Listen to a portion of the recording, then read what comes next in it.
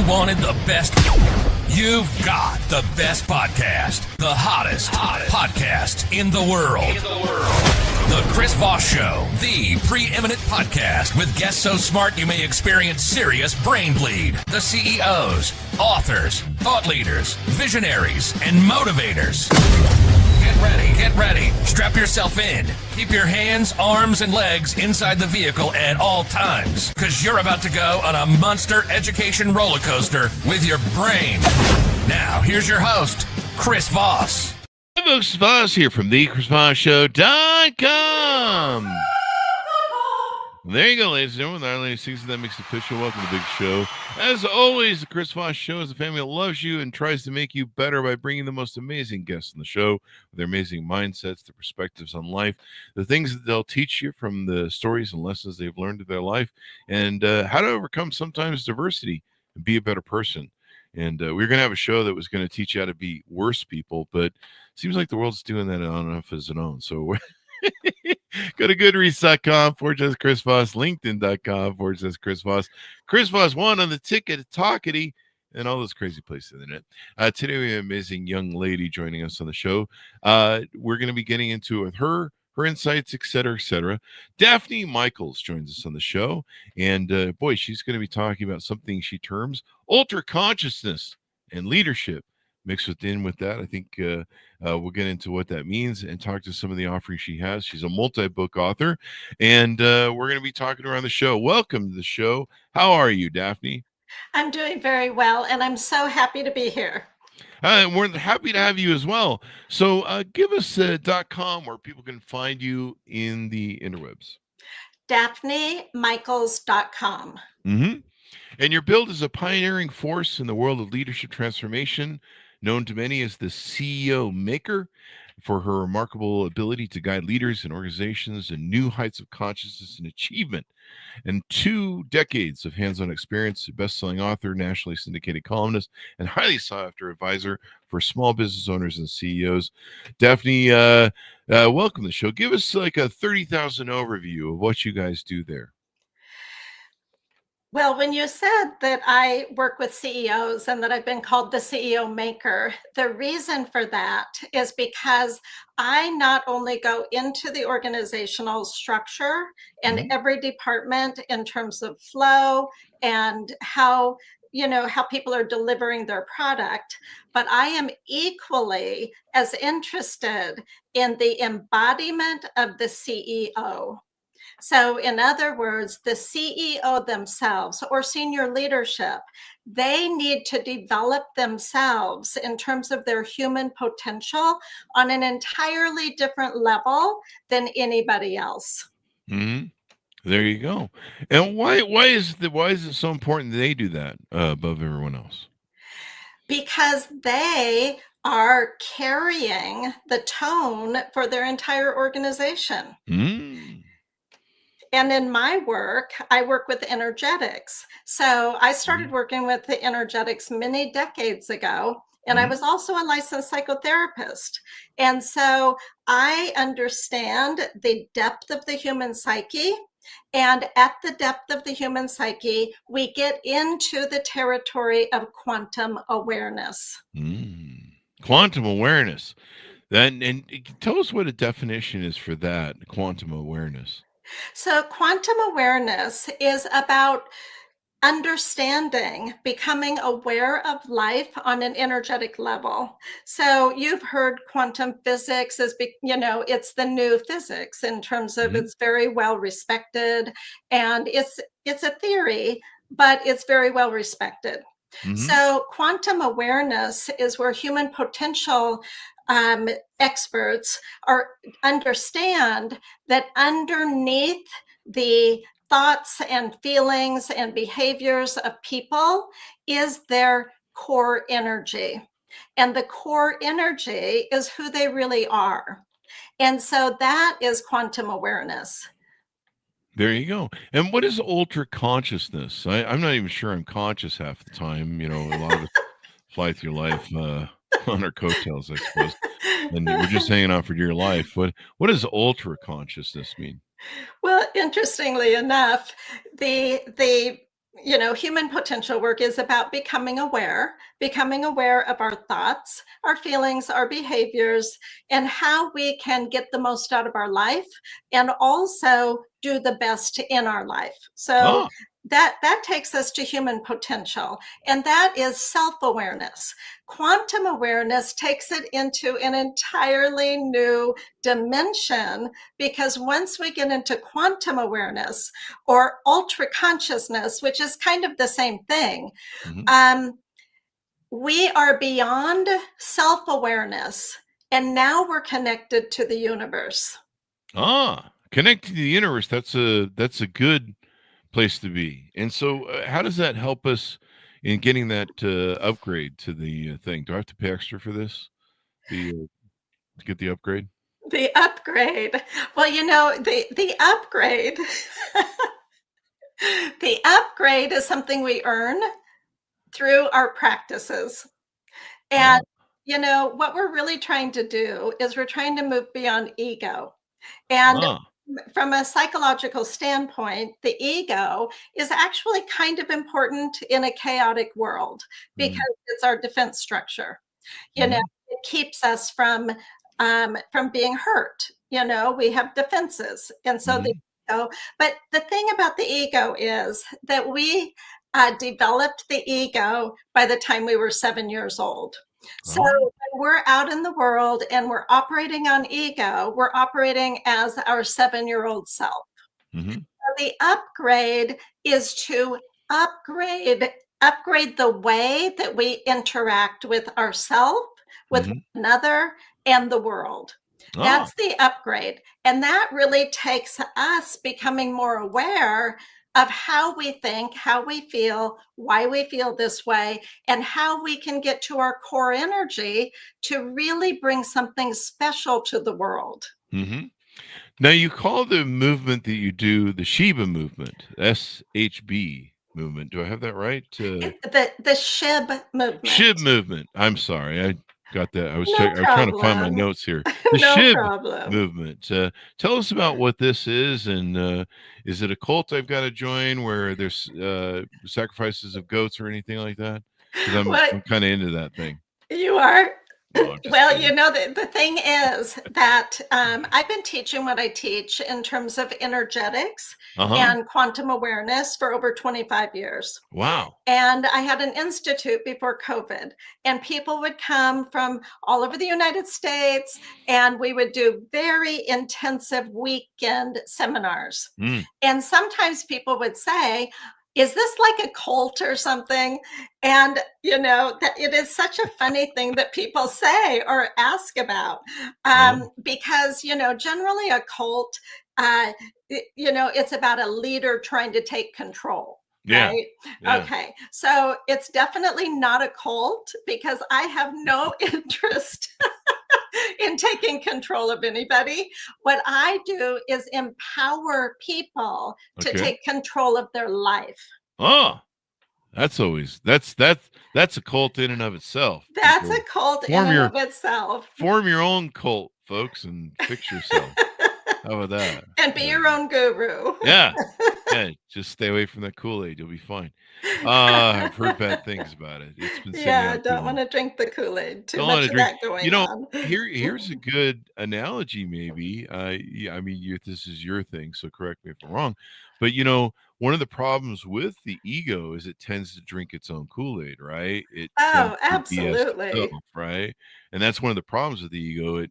It can't see much. I don't know if it can. That might be not bad analogy. Can't see outside, but there's an old analogy that fish can't see water, Ah, and humans can't see air. So it's kind of an analogy of how we swim so much in our own kind of ego BS that we start to buy our own bullshit, basically. absolutely. Yeah. That's exactly what Okay. happens. You're right. Hmm. And when you talk about drinking the Kool-Aid, I hate to get dark here at all, but you're really talking about death, right? Mm. Right. So, Mm. and that is the death of the spirit. Mm. When the ego drinks its own Kool-Aid, it is Yeah. the death of our spirit. That's why True. it's so important to do this work. Hmm. The death of the spirit. Can't be having that, because that's you got to keep your spirits up. That's why I drink vodka. No, I'm just kidding. Don't do that. It's bad. I did that before. Don't do that, folks. No, It's wrong, really not. wrong No, type, wrong type of spirit. wrong type of spirit. Switch to whiskey. No, we're still on the wrong track. Switch to you, Chris. Switch to you. Switch to me. So you work with leaders and organizations and people that come to you to help. What sort of client is a client look like for you? Do I need to be on Elon Musk and have buku bucks, or can it be average Joe? Well, I don't think anybody is an average Joe or Josephine or whatever. Mhm. I don't think anybody is average. And, Have you been on Twitter lately? No, I'm just teasing. No, I haven't been on Twitter. There's some really below average over there. But go on. I'm sorry. Right. Well, I'm talking about people that I work with. Oh, yeah, that's right. People you work with are smart. Well, you know what? They want to live in peace, and they want to live in kindness, and they don't want to live in chaos, and they want to bring something good to the world. Yeah. Bring something good to the world, people. The people I work with are pure of spirit. Right. We don't get into religion. We don't get into politics, although people that I work with come from all different religions, all different political beliefs and so forth. We rise above it so that we can connect with one another where we're supposed to be connecting, which is in unity consciousness. We're all one people, one love, one love. Yeah, I like this. One of my favorite songs is John Lennon's song Imagine. Yes, that's the territory. Yeah. Imagine all the people getting along for a change. We can. We can do it. And there's a way to do it when we understand quantum awareness. Because, and I'll tell you why, and I know this is going to sound funny, but here's the thing. With quantum physics, there are 11 dimensions to life. Oh. Okay.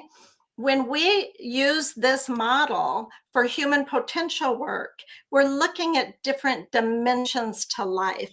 So the dimension of the ego is just one small dimension. And we can get into higher fields of experience and higher fields of understanding and higher fields of connection through shifting our awareness and building our vibration and our frequency to get into higher states of consciousness where we can connect on a whole different level. Oh, there you go.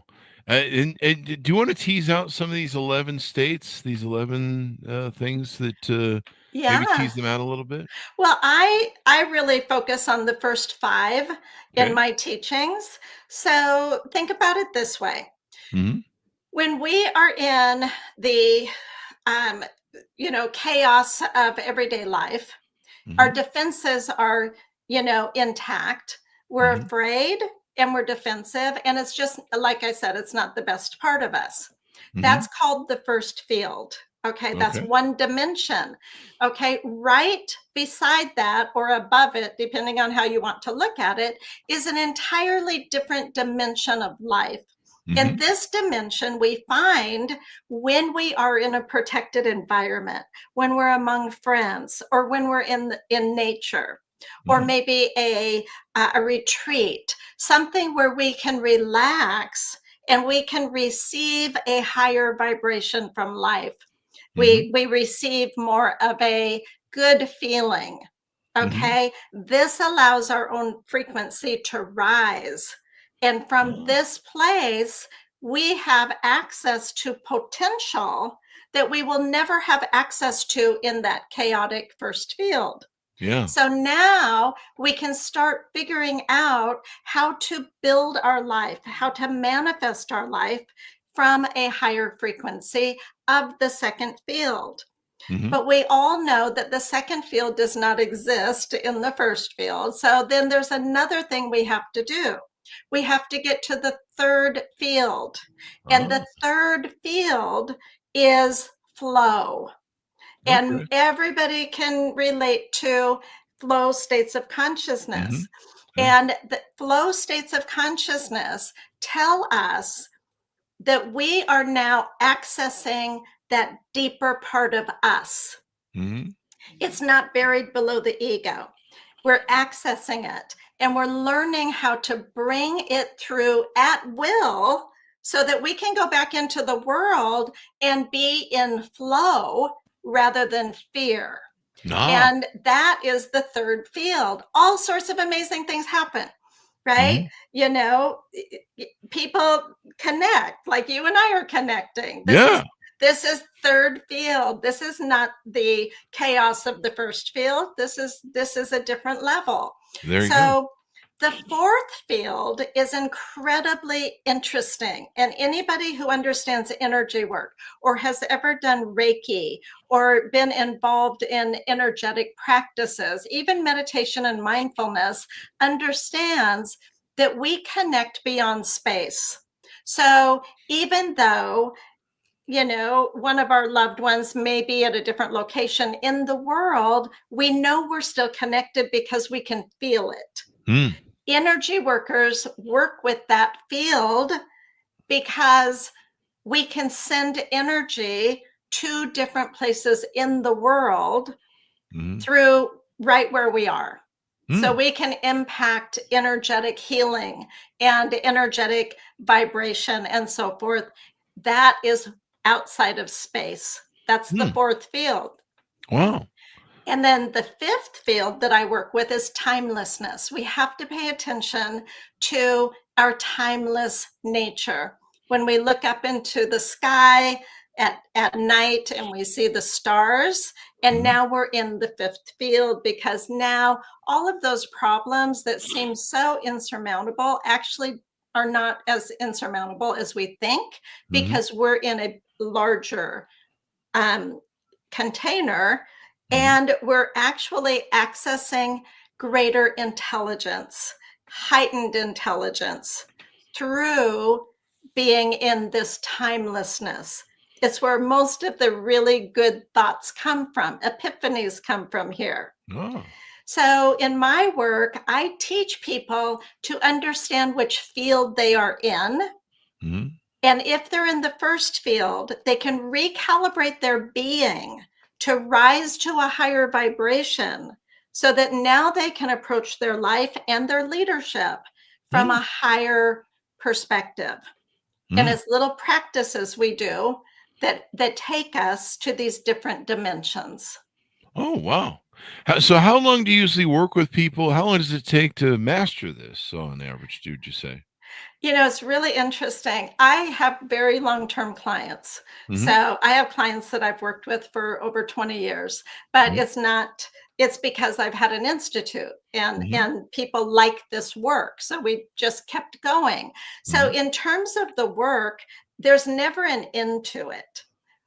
So in other words, I will never, you will never, we will never understand everything about the universe. We will never understand everything about our own consciousness. So it's a lifetime journey.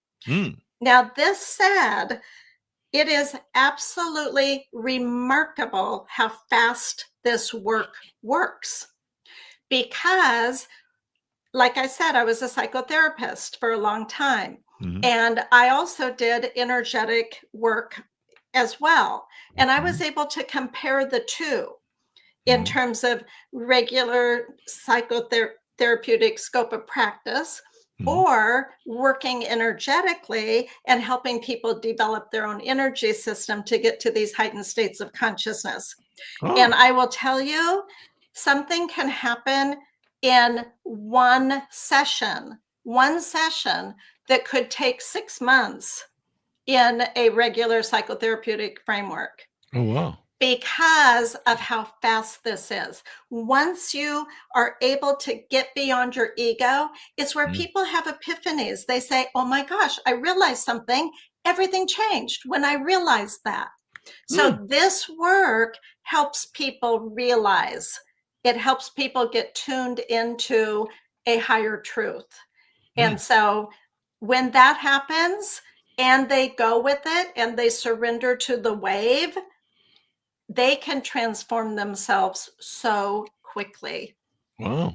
Yeah, the ego is such a tricky thing. It gets in our way. It's kind of designed in some ways to help us and kind of, I don't know, keep us from going maybe insane a little bit. But then the ego can, it can become its own little Pandora's monster box of self delusion and self lies and all that sort of stuff. Why do we have the ego? What is that ego thing about? What is causing all the problems over there? So, it'll be interesting. A lot of Mhm. people want to get beyond ego. It's becoming part of mainstream in terms Mhm. of people understand what the ego is more and more, Mhm. and they want to do better in Mhm. terms of getting beyond it.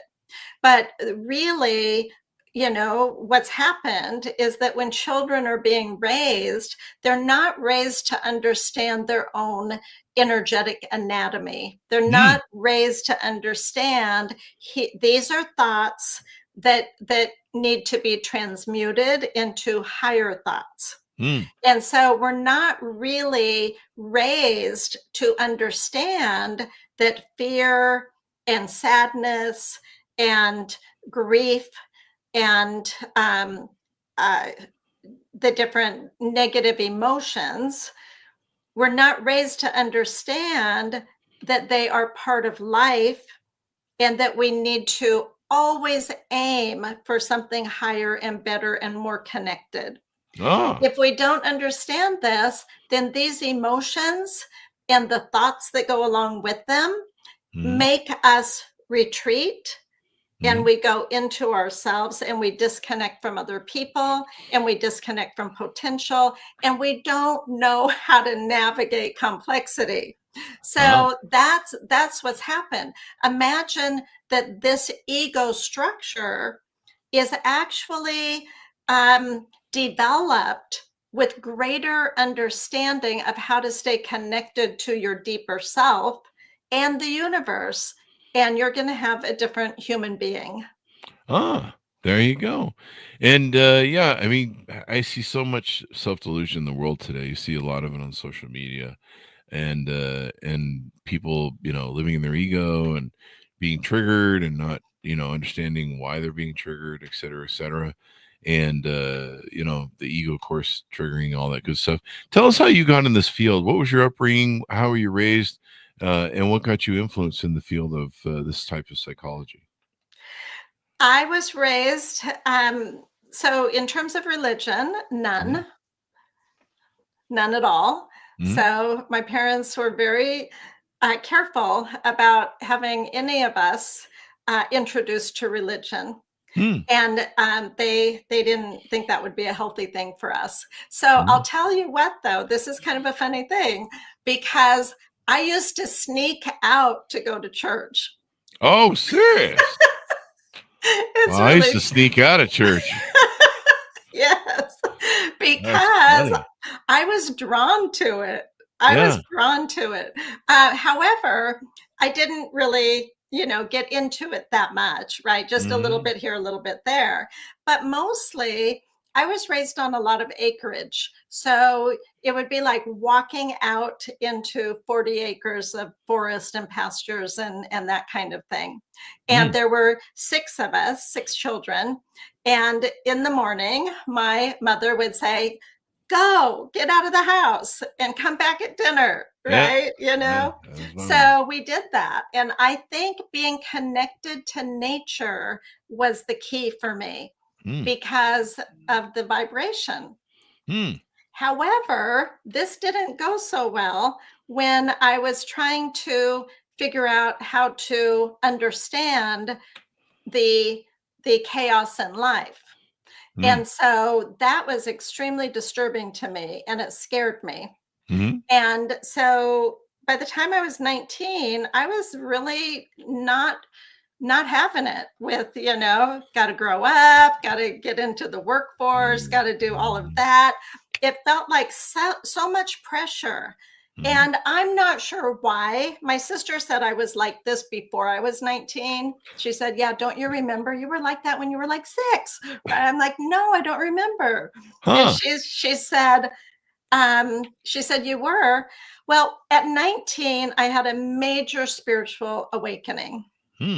And that awakening was a time when I was under the stars. And all of a sudden, I had an incredible download about what life really is and what it's supposed to be. But I was so young and I could not integrate that. It took me about 5 years to integrate it into life. But I started out on the journey to do it anyway. I said, I want to understand what happened to me. What did I get? Because I couldn't really even put it into words. So that just started a lifetime journey to understand. So I went into psychology. I did everything alternative that I could. I wanted to understand. And that actually took me to working with pretty amazing people who understood that nobody understood and that I was going to have to figure it out for myself. And so that's why I started to develop my own theories around it. Yeah, there you go. Now, I think you said, did you study psychology, and how'd that work out for you? And how long you been doing it? Incredible. So, yeah, I mean, I hate to date myself, but 40 years. Yeah, there you go. 40 years of studying psychology. Yeah, so I started working with people in my 20s and add 40 years onto that. So that's where we are now. And so, yeah, so I got my, master's in applied behavioral science and worked as a staff counselor in a major, health maintenance organization, big hospital system, basically. So I was able to really get in with people struggling with addiction and people that were, really, really struggling. And so, but after just about 4 years, 5 years, something like that, I knew that I wanted to do more. So that's when I left and I started working with people in an expanded model of energetics and launched my institute, which I taught at for over 20 years until COVID. Oh, wow. There you go. Yeah, COVID changed up a lot of people's stuff there, but yeah, definitely. So let's talk about some of the offers you have on your website, things that people can do to interact with you, how they can onboard, reach out to you, get to know you better, et cetera, et cetera. And I think you have some upcoming events. Yeah, so thank you for that. If you go to my website, you'll see that it's focused on 2 things. One is ultra consciousness. And this is what I'm super excited about now, because I think people are ready to go to higher states of consciousness in everyday life. And the movement that I have put together for this is a vehicle, and it's a very powerful vehicle.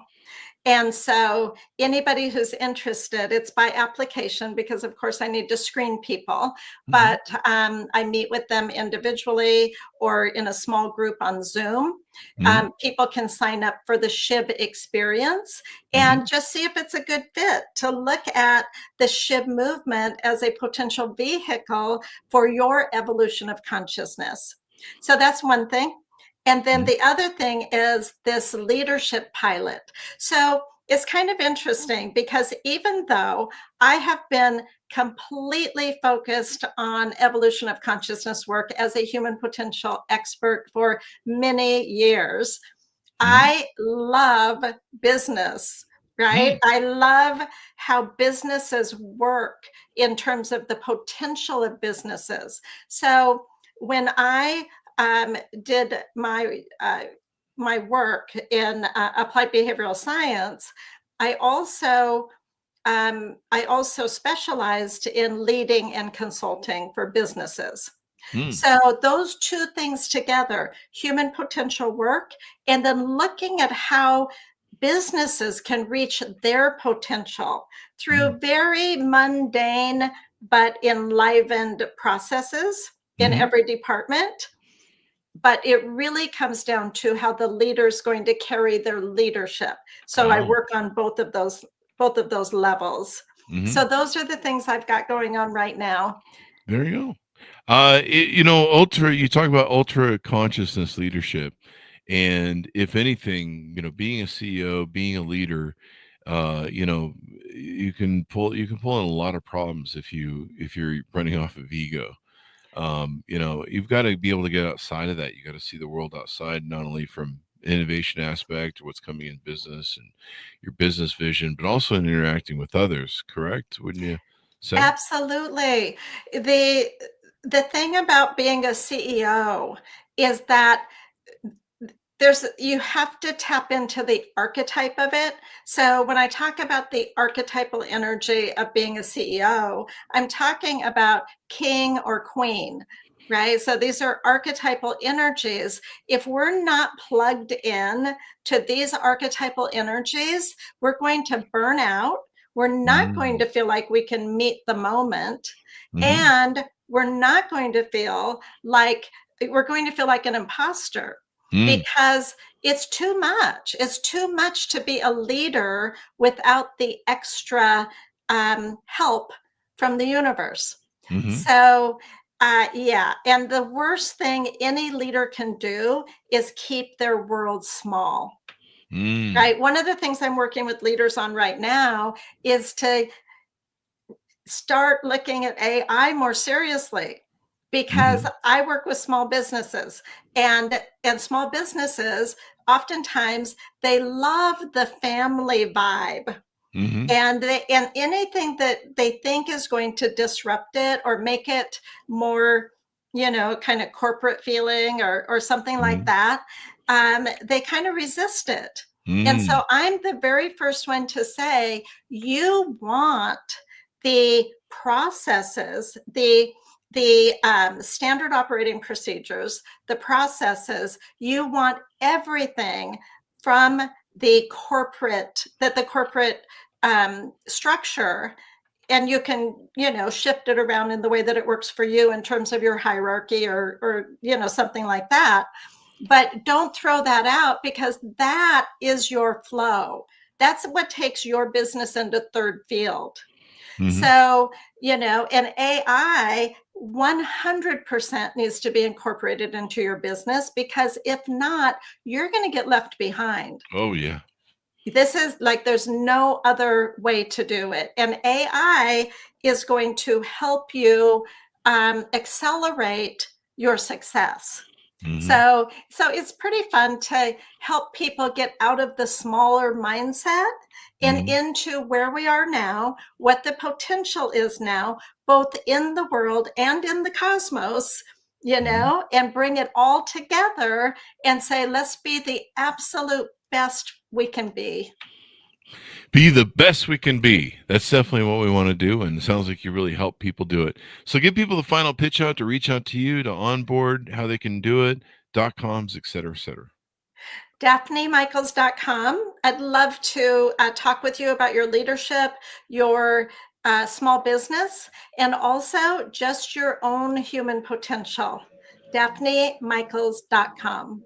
There you go. Well, Daphne, it's been wonderful and insightful to have you on the show. And yeah, we all need to get away from the ego. I think we were just talking to somebody on a prior show about that.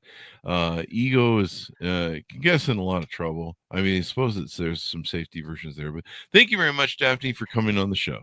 Thank you, Chris. Thank you. And thanks, Ronnie, for tuning in. Check her out wherever fine books are sold. And I think she's got some authors' books you can find on her website, right? There's some links there, I think, to some different things. There is. If you go to the books page, you'll see a book that There you go. Well, thank you very much. And thanks, Ronnie, for tuning in. Go to goodreads.com/Chris Voss, LinkedIn.com/Chris Voss, Chris Voss1 on the TikTokity, and all those crazy places on the internet. Be good to each other. Stay safe. We'll see you guys